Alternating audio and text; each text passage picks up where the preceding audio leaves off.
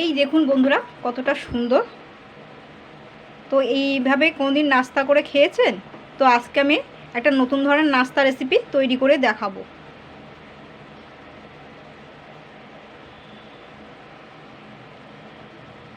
নমস্কার বন্ধুরা, আমি Priyanka, welcome back to my channel. বন্ধুরা, নাস্তা তো অনেক রকমের খেয়েছেন। সুজির নাস্তা, চালের গুঁড়ো দিয়ে নাস্তা করে খেয়েছেন। তো আমি আজকে বানিয়ে দেখাবো, এই বিউলির ডাল দিয়ে নাস্তা তৈরি করে দেখাবো। সকালে হালকা ফুলকা নাস্তা। তো এখানে কিন্তু আমি বিউলির ডাল 2 কাপই ভেজানো ছিল। তো 2 কাপ থেকে তো সর্বপ্রথম কিন্তু আমি বিউলির ডালটা ভিজিয়ে রেখেছিলাম। 2 কাপ বিউলির ডাল নিয়ে আমি ভিজিয়ে রেখেছিলাম। ভিজিয়ে রাখার পর আমি 7-8 বার ধুয়ে নিয়েছি। ধুয়ে নেওয়ার পরে আমি সুন্দর একটা পেস্ট করে নিয়েছি। দেখুন বিউলির ডালটা, এর মধ্যে হাফ চামচ নুন আর চিনি দিয়েও আমি পেস্ট করে রেখেছি। এটা আমি কিন্তু ভালো করে এটা পেস্ট মানে এখান থেকে আমি 1 কাপ নিয়ে আমি এখানে পেস্ট করে নিয়েছি। এটা আমি আলাদা রেখে দেবো। তো আমার এখন এটা লাগবে না, তো এটা দিয়ে করতে হবে এখন এই বিউলির ডালের ব্যাটারটা। এটা এখন শুধু বিউলির ডালের ব্যাটার কিন্তু। তো এবার বন্ধুরা দেখুন, ব্যাটারটা কিন্তু আমি কিন্তু মিক্সিতেই বেটে নিয়েছি। শিলে বাটতে হবে না, আপনি কিন্তু আপনারা মিক্সিতেই করে নেবেন ব্যাটারটা। তো জল জল করেই ব্যাটারটা করবেন। তো যাই হোক, এখানে কিন্তু আমি 1 কাপ বিউলির ডাল ব্যাটারের মধ্যে আমি 1 কাপ ময়দা দিয়ে দিচ্ছি। আর এখানে কিন্তু হাফ চামচ খাবার সোডা আর হাফ চামচ বেকিং পাউডার রয়েছে। খাবার সোডা বেকিং পাউডারকে নিয়ে নিয়েছি অল্প। আর নুন আর চিনিটা কিন্তু দেওয়াই রয়েছে, আগের থেকেই বলে দিয়েছি।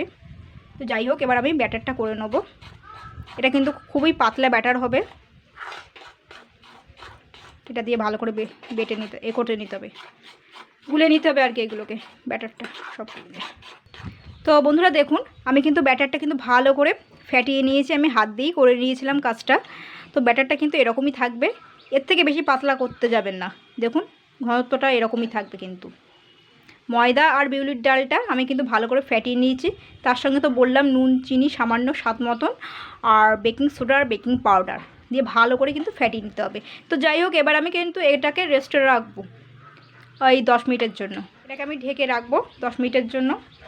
চামচটা বার করে নেব।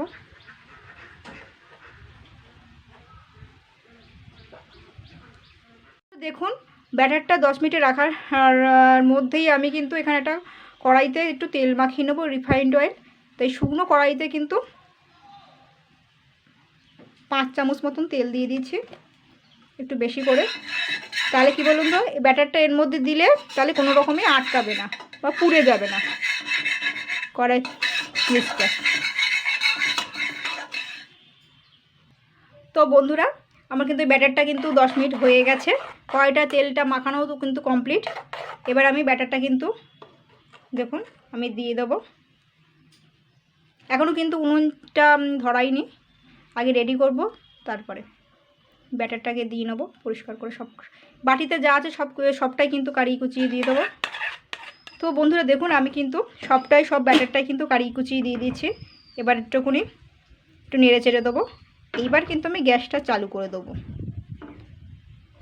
এটা আমি ঢেকে দিলাম। এটা কিন্তু আমি 10 মিনিটের জন্য একদমই লো ফ্লেমে করবো। এটা প্রথমে হাই হিট গরম করে নেবো 3-4 মিনিট ধরে, তারপরে একদম আঁচটাকে কমিয়ে দেবো লো ফ্লেমে। আমি কিন্তু 10 মিনিটের জন্য এইভাবে করব। তো বন্ধুরা, এটা কিন্তু 3 মিনিট মতন হয়ে গেছে, ভালোভাবে গরম হয়ে গেছে। এবার আমি গ্যাসের ফ্লেমটা কিন্তু একদমই লো ফ্লেমে করে দেবো। তো এর মধ্যে কিন্তু আমি একবারও কড়াইয়ের ঢাকনিটা কিন্তু একবারও খুলবো না। এইভাবেই লো ফ্লেমে আমি 10 মিনিট বসিয়ে রাখবো। বন্ধুরা 10 মিনিট হয়ে গেছে। তো এটা কিন্তু লো ফ্লেমেই করেছিলাম। দেখুন কতটা সুন্দর হয়েছে। এবার আমি এটাকে কিন্তু নামিয়ে ফেলবো। এটাকে কিন্তু আস্তে আস্তে করে ধার দিয়ে ছাড়িয়ে নেবো। আমি কিন্তু গ্যাসটা বন্ধই করে দিয়েছি। এবার আমি নিচের দিকটা জাস্ট আমি ছাড়িয়ে নেবো, ছাড়িয়ে আমি একটি প্লেটে তুলে নেব। তো বন্ধুরা দেখুন, এটা কিন্তু আমি নামিয়ে নিয়েছি কড়াইয়ের থেকে।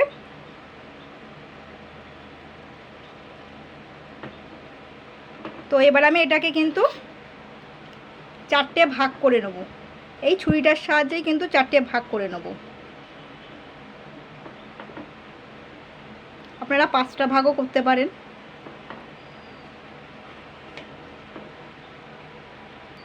তো বন্ধুরা দেখুন, আমি কিন্তু 4টে ভাগ করে নিয়েছি।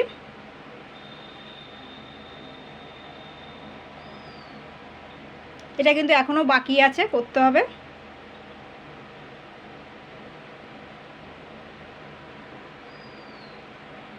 এবার আমি যে কড়াইতে এটা করেছিলাম, তো সেই কড়াইতেই আমি একটুখানি তেল দিয়ে দিচ্ছি, অল্প করে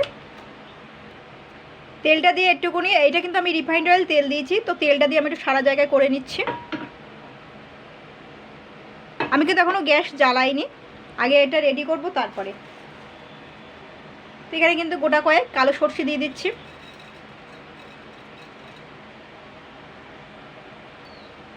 এবার আমি এখানে একটু লঙ্কার গুঁড়ো দিয়ে দিচ্ছি হালকা করে কিন্তু। তো এখানে কিন্তু আমি এটা দেখুন বন্ধুরা, একটা কারি পাতা নিয়ে নিয়েছি, কারি পাতা অবশ্যই লাগবে, এগুলো দিয়ে দিচ্ছি।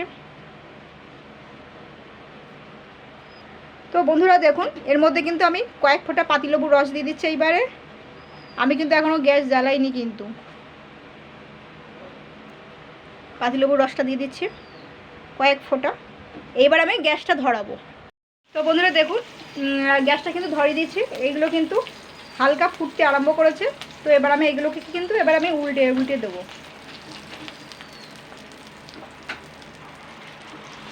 একটা দুটো করে করে ভেজে ভেজে তুলবো।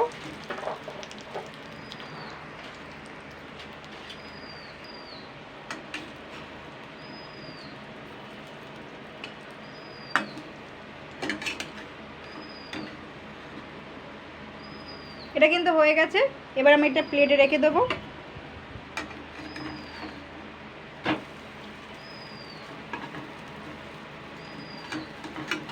এগুলো কিন্তু 2-3 মিনিট করে করে ভেজে নিতে হবে, এপিট ওপিট করে। এটা হয়ে গেছে, এবার আমি পাশে যে দুটো সেটাও করে নেব। দেখুন এইবারে আমি এটাও দিয়ে দেবো। একটু বড় বড় হয়ে গেছে, আপনারা পারলে একটু ছোটো ছোটো করে নিয়ে নেবেন। 2 পিট এপিট ওপিট করে ভেজে নেবো। এই ছিল আজকের রেসিপি। তো বন্ধুরা এইভাবে ট্রাই করবেন।